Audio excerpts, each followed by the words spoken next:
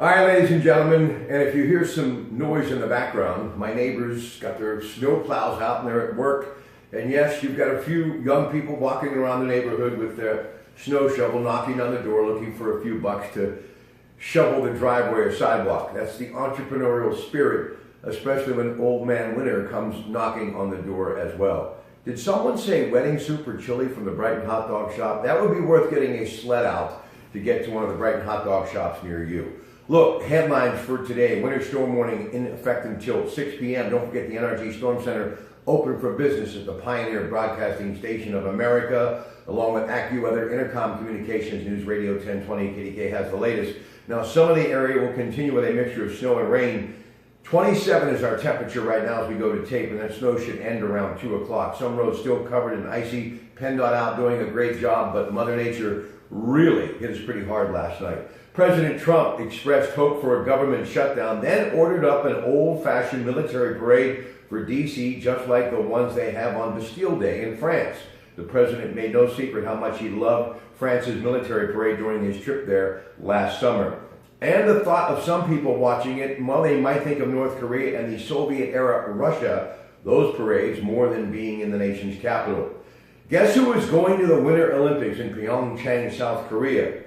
She's 30 years of age, and she is the little sister of Kim Jong-un. She was educated in Switzerland and briefly ran the country while her brother recovered from an illness. A powerful earthquake, 6.4, hit Taiwan and killed at least 7 people and injured more than 250.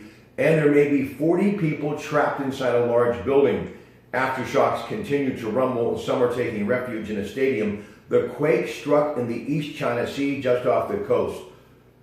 Poland's president says he's going to sign a constitutional Holocaust bill, but only after a constitutional tribunal looks at it first. The law would make it illegal to accuse the nation of complicity in crimes committed by the Nazis. It would also ban the use of the term Polish death camps when referring to Auschwitz and other camps in Nazi-occupied Poland.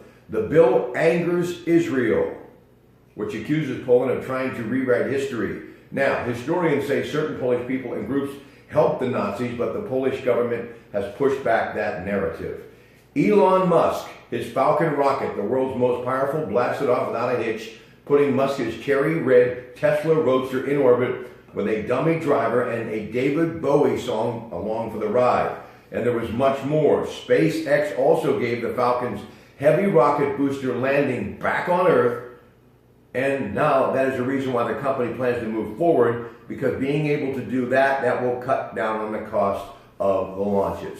Now, we're going to be back in just a little bit with more news from the Beaver County Times in an article written by Tom Davidson having to do with the state of the county, some of the things that Commissioner Camp and Egley had to say. Tony Amadeo had some personal issues. He was unable to attend the meeting at the Fez in Hopewell, but we're going to go through that literally line by line, paragraph by paragraph, because I think they did a good job and it's some good news, and everybody could use a little good news. And here's some more good news. My friend, developer I've known for a long time, the Incredible. We're talking about Pat Nardelli, Castle Brook, of course, you know the name.